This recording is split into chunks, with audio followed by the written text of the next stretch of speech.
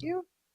Good afternoon. Welcome to the regularly scheduled meeting of the Community Development and Regulatory Services Committee for today, December 12th. I've been joined by council members Fry, Quincy, and Cano, which is a quorum of the committee.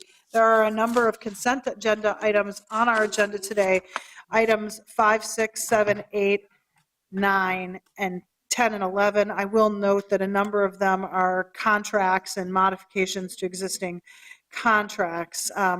I also have an amendment on item number 5, which is substituting the report in front of you by Mr. Wilson. Given the timing and the end of the year, we're just trying to get as many of these licenses approved as possible prior to the larger break than normal. So with that, I'm going to move the amended agenda for item number 5 as well as items 6 through 11 as submitted by staff. Are there any questions or comments on those items? Seeing none, all in favor of the chair's motion signify by saying aye. Aye. Any opposed? Those items are approved. We'll then move to the public hearing agenda, starting with item number 1, Albright Townhomes. Ms. Robards, correct? Correct. Welcome. Thank you. Good afternoon, Madam Chair, members of the committee. This is a request for $10 million in multifamily housing revenue entitlement bonds for Albright Townhomes. Albright Townhomes is requesting housing revenue bonds for the refinance and renovation of an 89-unit rental townhome complex located at 3051 Pillsbury Avenue South. The unit mix consists of 10 one-bedroom and 79 two-bedroom units that serves both individuals and families. The current resident population is 95% Somali. The project was originally built in 1977, and CHDC has owned the property since 2000 and completed major renovations in 2001 and 2005. Currently, there are critical physical needs that cost more than the project has in reserves. CHDC, in partnership with its syndicator Wells Fargo under the new Albright Limited Partnership, plans to address these critical physical needs to preserve the property for the long term. The scope of work includes updating building systems, replacing the flat roofs, adding landscaping and addressing site drainage, replacing old unit and common area fixtures and finishes. The longest time period tenants will be temporarily relocated is 5 days, and the developer will follow the Federal Uniform Relocation Act relocation guidelines. No tenants will be involuntarily displaced. All of the units will be affordable to persons or families with household incomes at or below 60% of the area median income. Additionally, all of the units are covered under a project-based Section 8 HAP contract, which makes the units affordable to persons and families with household incomes at or below 30% AMI. The total development cost of the project is $20,097,500. The project is seeking final bond approval at this time because all other sources have been secured, and the developer intends to close on the bonds at the end of December. Any questions? Are there any questions for staff on item number 1? Seeing none, we'll open the public hearing on item number 1, which is preliminary and final approval of $10 million in tax-exempt multifamily housing revenue bonds for Albright Townhomes. Is there anyone here to speak to this issue? Anyone? Anyone? Seeing none, we'll close the public hearing. Councilmember Quincy. Thank you, Madam Chair. I'd like to move approval of item number 1. Item number 1 has been moved for approval. Further comments or questions? Seeing none, all in favor signify by saying aye. Aye.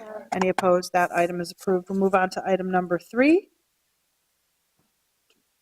2, sorry.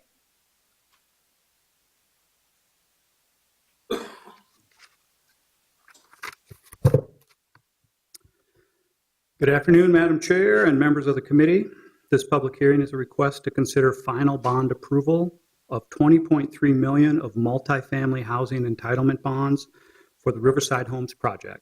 Riverside Homes is a scattered site affordable housing project consisting of 191 rental units across 74 buildings scattered throughout Cedar Riverside neighborhood of wards 2 and 6. The properties are a mix of townhomes, single-family, and multiplex buildings. 103 of the units are subject to project-based Section 8 contract, with an additional 55 units presently occupied by households utilizing portable Section 8 vouchers. These buildings will be owned by Riverside Homes 2 Limited Partnership and will remain co-owned and operated by subsidiaries of CHDC and West Bank CDC. The underlying land is owned by the City of Minneapolis and leased to the current owner under an amended and restated property lease dated September 15th, 1999. This project will be back before this committee in 2018 to consider authorization of a new lease to the newly formed limited partnership. Riverside Homes is the combination of 5 projects originally financed in the 1980s as part of the Cedar Riverside Urban Renewal Program. The buildings range in age from 30 to 120 years. The primary goal of the currently proposed project is to secure funds for renovation of the properties for the long-term preservation of the existing affordable housing. All 191 of the units will be contractually restricted to remain affordable at 60% of area median income for at least the next 30 years. Proceeds from the sale of the bonds, as well as tax credit investor equity and the additional project funds, will be used to acquire and rehabilitate the project. The total development cost of the project will be $42.4 million. This transaction will generate approximately $16 million for repairs and improvements. Rehab efforts will emphasize health and safety improvements, increasing sustainability and improving overall livability. The scope of work will emphasize new exteriors, roofs, windows, entry door replacement, foundation repairs, and grading and drainage work. Interior efforts will emphasize HVAC improvements and electrical and plumbing upgrades. Kitchen and bathroom upgrades will occur on approximately 50 of the units, with smoke and CO detectors replaced across all units.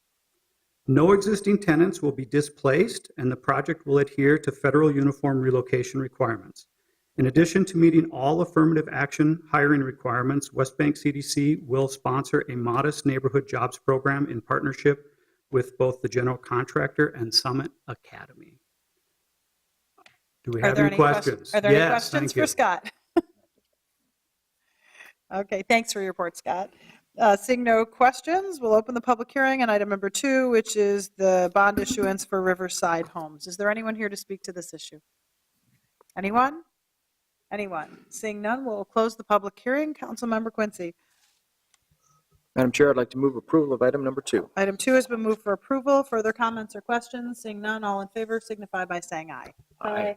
Any opposed? That item is approved. Thank you for being here today. We'll move on to item number 3. Mr. Wilson.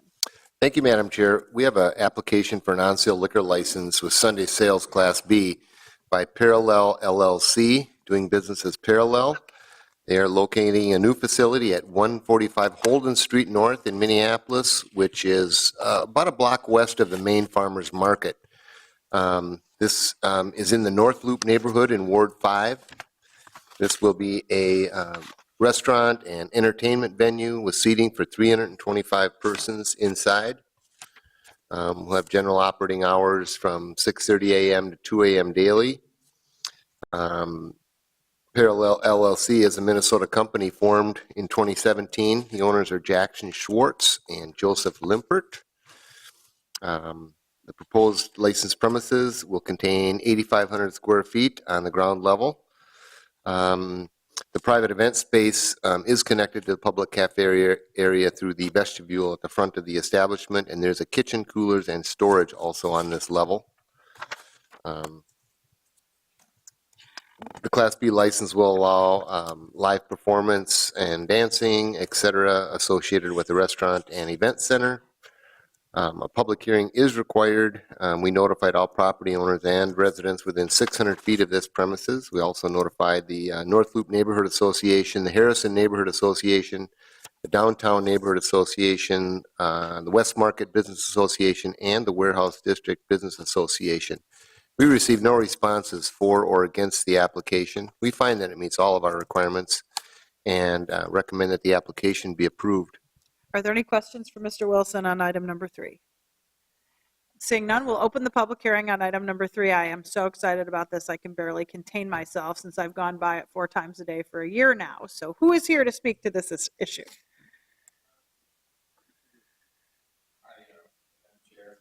The council. My name is Jackson Schwartz. I'm going to be the owner-operator. We bought the building in late 2016 and have been renovating it. This is kind of the final portion that we'll be working on. So we operate some of our other businesses currently in the building. We really look to be a positive catalyst in the neighborhood, creating a place for activity and that's open to the public. Like was stated, we will have an event space that we will use for weddings, corporate events, nonprofit fundraisers. And the establishment will really act as kind of a cafe during the day, providing a lunch spot for the Glenwood corridor and the commercial businesses there, and then kind of happy hour for business meetings and a place for people to connect. We estimate to create 9 full-time jobs starting in January and 6 more part-time jobs. As we get the event space kind of up and running and to full capacity, we see more job growth included in that as well. Thank you for your testimony, and thank you for being here today. Is there anyone else here to speak to this issue? Anyone? Anyone? Seeing none, I'll close the public hearing. I'm going to move approval. For those of you who don't know where this is because you can't place it, it's essentially next to Bryn Glass on one side and now Hennis Art on the other. The building looks amazing. You could not have done a better job. It's really a leap of faith what you guys are doing in this location, and I know that you will be able to encourage others to make this kind of investment. This is in the shadow of the farmers market, across the street from our Curry Maintenance Facility and Lee's Liquor Lounge, as well as a lot of supportive housing in the immediate area. But there are a lot of people who come in from Bryn Mawr, Golden Valley, IMS, who really would love to have something that they can go to. I'm just really excited for you guys. It's great to meet you. Great, thank you. Thank you for being here today. On the motion to approve item number 3, all in favor signify by saying aye. Aye. Any opposed? That item is approved. We'll move on to item number 4. Thank you, Madam Chair. Item number 4 is another on-sale liquor license with Sunday sales Class B by Taqueria El Chilo number 3, Don Chilo Restaurants Incorporated. They currently operate at 311 East Lake Street and have an on-sale wine and strong beer license with a Class E license, and they would like to upgrade that license to a full on-sale liquor license with Class B entertainment, and also seek a special late-night food license, which will allow them to be open until 4 a.m. for food service only. This is in the central neighborhood in Ward 9, Zone C1. They have interior seating for 53 persons. They currently have our operating hours from 9 a.m. to 2 a.m. daily, and they would like to increase that to 2 a.m. to 4 a.m. for food service only. They do provide food service all hours that they are open. Pedro Fuentes Clavel is the president and 100% owner. He operates Taqueria El Chilo at this current location with an on-sale wine license. He has been in operation there since 2016, March. He also operates Don Chilo Restaurant at 417 East Lake and has been there since 2005. A public hearing is required for this upgrade and for the late-night food license. We notified all residents and property owners within 600 feet of the restaurant. We also notified the Central Area Neighborhood Development Organization and the Lake Street Council. We received one response opposed to the application. We find that the application meets all of our requirements and would recommend that it be approved. 4. Seeing none, we'll open the public hearing on item number 4, which is a business license at 311 East Lake Street. Is there anyone here to speak to this issue? Please step forward, state your name and address for the record.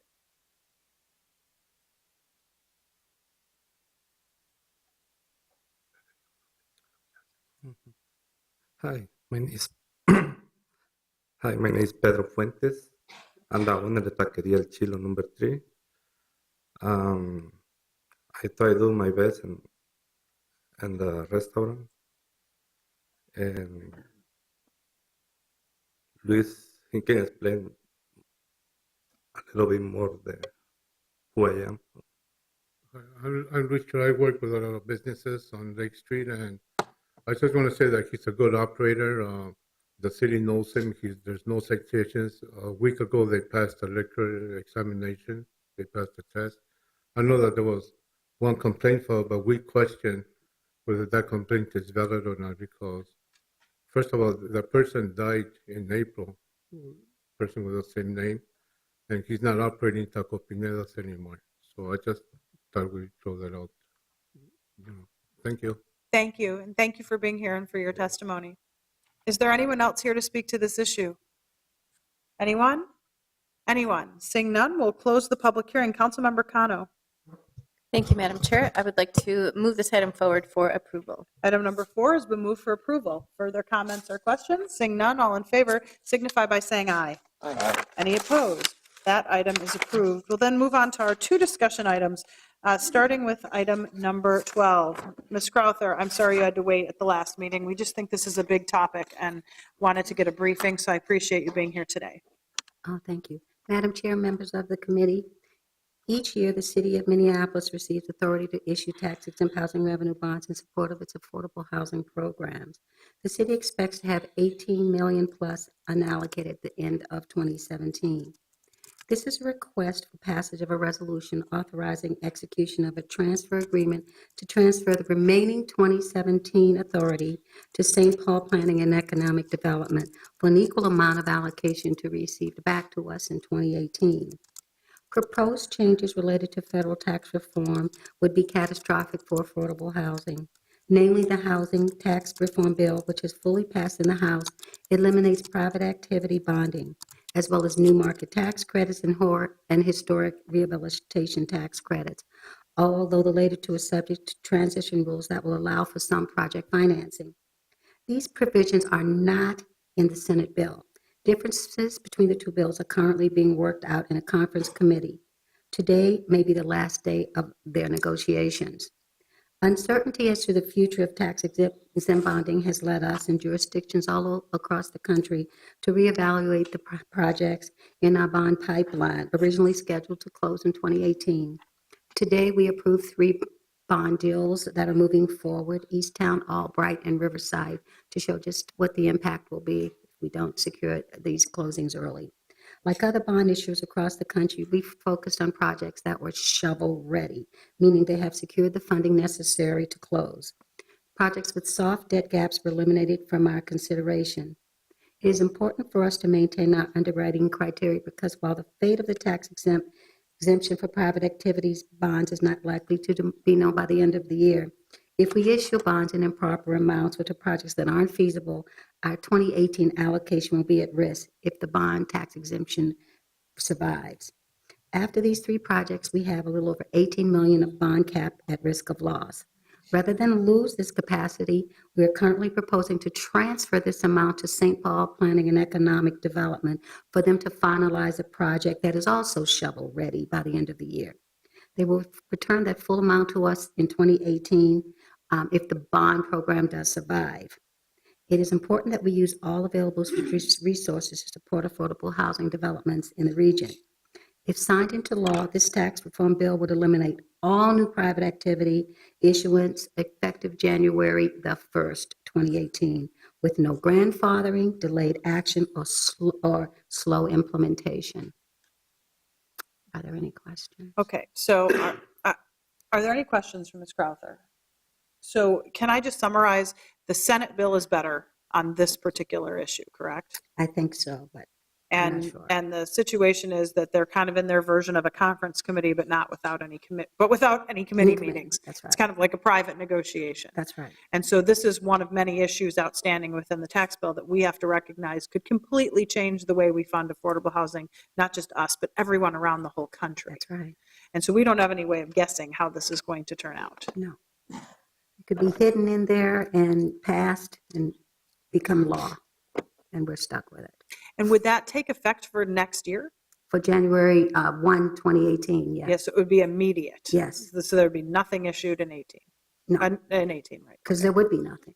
So the action in front of us is actually to transfer our authority over to St. Paul because they can use it for a shovel-ready project. Should we have entitlements next year, they would transfer the funding back to us and we would Yes. continue on as we have been. Right, correct. Are there other questions or comments from Ms. Crowther? Councilmember Quincy. Thank you, Madam Chair. Just wanted to, obviously, this is part of our legislative agenda. This is Yes. something we oppose at the national level, but this is a very prudent thing for us to do. We don't want to leave $17 million sitting around, No. not being able to be allocated. So I appreciate St. Paul's willingness to take those bond issuance authority on, and they have a project that's ready to go, and I'm very Yes. excited to hear that. And let's keep our fingers crossed through the end of the year. Yes. Further comments or questions? I'll move to approve the staff recommendation as submitted by Ms. Crowther. All in favor signify by saying aye. Aye. Any opposed? That item is approved. We'll move on to our remaining agenda item. Ms. Brennan, welcome. Thank you, Madam Chair, members of the committee. The city's first unified affordable housing policy was adopted by the City Council in 2004. The city has since amended the policy in 2008, 11, 13, and 2016. Today's proposed amendments to the policy were initiated by City Council staff direction, approved in April, to bring forward amendments that expressly state that city-assisted housing projects are required to accept Section 8 housing choice vouchers and comply with affirmative marketing requirements. Because we are going through the exercise of amending the policy, staff proposes additional amendments intended to better respond to city priorities, codify existing practice, and better align policy requirements with potential market opportunities. So the proposed changes we're bringing forward today are really a summary of policy changes that have had a lot of discussion over the last couple of years. Our intention was not to bring forward anything that would really be a new policy that hasn't been pretty thoroughly discussed. So the unified housing policy will be further reviewed as part of the work in the comprehensive plan update in 2018. So this is not intended to encompass all potential or good idea changes to the housing policy. It's really intended to, again, capture what we know that there's been a lot of discussion about. And I think, frankly, there's an expectation that some of this stuff is already in our policy. So the changes that were originally in your packet, there have been some changes to those, and you should have those in front of you. We released these proposed changes for public comment on November 14th, and there are 2 comments included in your packet earlier. We've since, in the last couple of days, received 11 additional comments, and you should have those before you as well. So there's 5 additional proposed changes. I'll just go through them briefly and be happy to take questions. The first is to clarify that the affordability requirements of the policy apply not only to residential projects of 10 or more units that receive any kind of city financial assistance, but also to projects that are developed on city-owned property. This proposed amendment would support city affordable housing goals and codify current practice of prioritizing development proposals that include affordable housing. Originally, staff proposed to exempt city-owned property in minority or poverty-concentrated areas from this requirement. However, we have received several comments, both in writing as well as a lot of verbal comments that have come in, including from the Northside Funders Group and others, opposing this exemption, citing concern about rapidly changing housing markets and the potential for gentrification and involuntary displacement. In response to these concerns, staff recommends that the policy not uniformly exempt poverty and minority concentrated areas from the policy requirements, but instead state that the City Council may grant a waiver to this policy to allow for market rate housing development in areas where none has occurred in the previous 3 years. The council can then consider market conditions at the time that staff is proposing to issue a request for development proposals for a particular site. The second proposed change, and I'm wrong, there's 4, not 5. The second proposed change is to clarify that unless the City Council adopts specific program criteria that limits affordability or states a different affordability period, that affordability period will be 30 years, at least 30 years. The third proposed change is a change in the affordability requirement for ownership projects. Currently, the policy reads that whenever there's city assistance, city financial assistance, that 20% of the units will be affordable to households with incomes at or below 60% of the area median income. And that applies to both rental housing as well as ownership housing. In the last approximately 2 decades that this policy has been in place, it hasn't produced any affordable ownership housing. And staff believes that there's a couple of reasons for that. One is that we just haven't seen a lot of multifamily ownership activity in the city. And secondly, we don't think that 20% of the units affordable at 60% AMI is achievable with feasibility. So we think that this proposed change of requiring for ownership project 10% of the units affordable to households that are below 80% of the area median income, we think that that is will position the city to take advantage of or to create some affordability in market rate development that may be coming forward on the ownership side. We have seen that there is renewed interest in condo development, and we're hopeful that by changing the requirement to be 10% and 80% AMI, that we actually will be able to produce some affordable units this way. And also combined with the requirement that there would be a 30-year affordability requirement minimally, or longer if possible, on these units. So that would mean that it wouldn't just be the first owner that would benefit from this affordability. It would be all subsequent buyers for at least 30 years.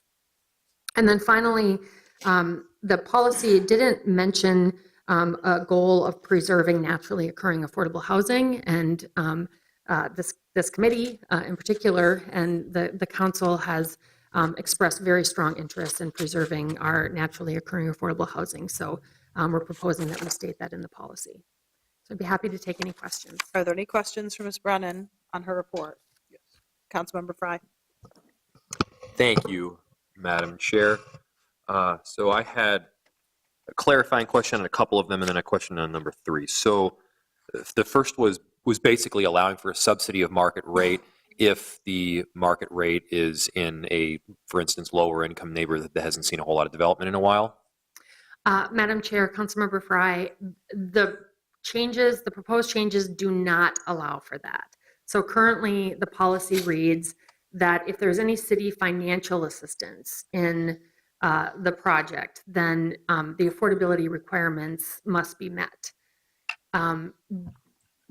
We are proposing that we expand that definition to also include city-owned land, and we're suggesting that the council may want to consider an exemption for properties in those areas. Okay. But that will be decided based on what we're proposing would be decided by the council on a property by property basis. So the property, in the past, it was anything we financed. Now it would be anything we finance or anything we own. Kind of like the Park Avenue apartments that you were working on. That's city-owned land. We would have made that requirement. You personally wouldn't have had to. You follow? Yeah, I do follow. So it's anything we finance or anything we own, but it is eliminating the ability to subsidize a market rate in a lower income neighborhood that hasn't received any economic development unless No, that it you added that part to it. This is maybe I just totally missed this then. Yeah, this is basically saying that currently where we put money, you have to have 20% affordable. Now we're saying where we put money or if we own land, just like the Park Avenue Understood. lofts thing. This has nothing to do with subsidizing market rate. Okay, and if we own the land, it would explicitly be RFPs that were designated for a residential build. Mm-hmm. Okay, so for instance, if we were doing an RFP, but it was designating like a hotel or something, you wouldn't require a certain percentage of affordable. That wouldn't make any sense. But we wouldn't require a hotel anyway. We would say, well, the zoning would allow commercial, residential. Right, but if it wasn't residential for anything else, Yeah. then there wouldn't be a affordable component requirement. Okay, so, all right. So now I understand that. So there's no change, in other words, made to subsidy allowed for a market rate in a lower income neighborhood that hasn't received development. Correct. We Okay. did receive comments suggesting that we make that change, and I would put that in the category of a policy issue that requires more discussion. We haven't had a lot of discussion about that. We know that there's some interest that we've received in making that policy change, but there's also, I think, a lot of concern that's raised with making that. So I think That makes that's sense. something that requires more discussion. I'll just kind of state for the record my position on it. I know there's various points of views on the topic. I mean, I am very open to using different subsidies, even TIF, for instance, to do an affordable based project, especially in a middle or an upper income neighborhood. Mm-hmm. I would also be open to using it to trigger investment in market rate in neighborhoods that do not traditionally have that ability. So that's just where I am. Item number 2, affordability for a period of 30 years. That's pretty straightforward. Now, and that comes with the ability to receive additional subsidy, or is this just a general expectation that we have? Madam Chair, Councilmember Fry, it would be a general expectation that we Okay. would have. That Okay. we're seeing this 15 years comes along very quickly. Yeah, it does. Okay, and then number 3, so number 3, there actually is a project that I know you're aware of that we're kind of working through the logistics on right now. That is an owner-occupied project that we would like to see an affordable component. I know there's been discussions about how deeply affordable and how many units it would be, and obviously in some of these owner-occupied projects, it costs more per unit to subsidize than just your typical rental. And I'm okay actually with that additional cost. The question that I have, so the requirement is that it is at least, I'm assuming when you say it's at least 10% of the units at 80% of AMI, right? So you could go deeper. Correct. Okay. And it's my understanding that the 10% of units at 80% of AMI is sort of the direction the one property that we're talking about, or that I'm talking about, is going right now, potentially. I would just like to say that if there's a way we can get that particular property in a deeper affordable level and at a higher number of the units, that would be strongly preferred by both me and the new council member. We can talk about the rest off We're the not record. creating a policy for one specific project. That's right. That's exactly right. But I'm just telling. If I could add to that. Well, you might be doing that, but that's not what we're trying to do here. Okay. We're trying to do something that will work for all the projects in the city. With that policy, we have in the past, and I would expect we would continue to encourage developers that are developing ownership housing to have a conversation with our community land trust. Yep. City of Lakes Community Land Trust. Jeff Washburn, I think, is Yep. still here. And they have a tremendous track record of really serving deeper affordability and for longer than 30 years. That would also be a model that could create the perpetual affordability as well. So we will encourage we see this as the baseline. That's fair. Yep. That we want to see something below that, but and we'll continue to, through partnerships with City of Lakes Community Land Trust and looking at different subsidy options, try to target lower. That makes sense. Thank you. Further comments or questions, Councilmember Cano? Thank you, Madam Chair. So, Director Andrea, I'm looking at the comments submitted by Harrison Neighborhood Association, which echoes some of the concerns I've heard in my district or in my ward. Could you then just specifically talk about the point here that they raise regarding the exemption for projects located in essentially racially concentrated areas of poverty, which is, I think, something that Councilmember Jacob was just talking about, but just specifically, they're referencing an exemption here, and I would like to hear your response to their comments. I'm sure you saw the comments. Madam Chair, Councilmember Cano, you had an original version in your original packet, and then there's a red line version in front of you. And the red line version was very specifically intended to address that comment. It wasn't just the Harrison, it wasn't just members of the Harrison Neighborhood Association, and we didn't formally receive anything from the neighborhood association that they voted on, but we did, staff was invited by them to have a discussion with them about the proposed policy changes, which we did earlier this week. And several members that participated in this discussion expressed concern, and one of them followed up with this written comment, expressed concern about a couple of things. One is the labeling, and we understand that concern, and frankly, I think staff, we agree with it and wanted to come up with different language. And then also the concern which was raised by members of the neighborhood group, as well as others, like the Northside Funders Group sent a similar email indicating that that areas, city-owned property in areas that we define as being minority or poverty concentrated shouldn't just uniformly be exempt from the affordable housing requirements. So our proposed, we responded, staff responded by recommending to you that we take away that exemption and that we do apply the requirement to all properties.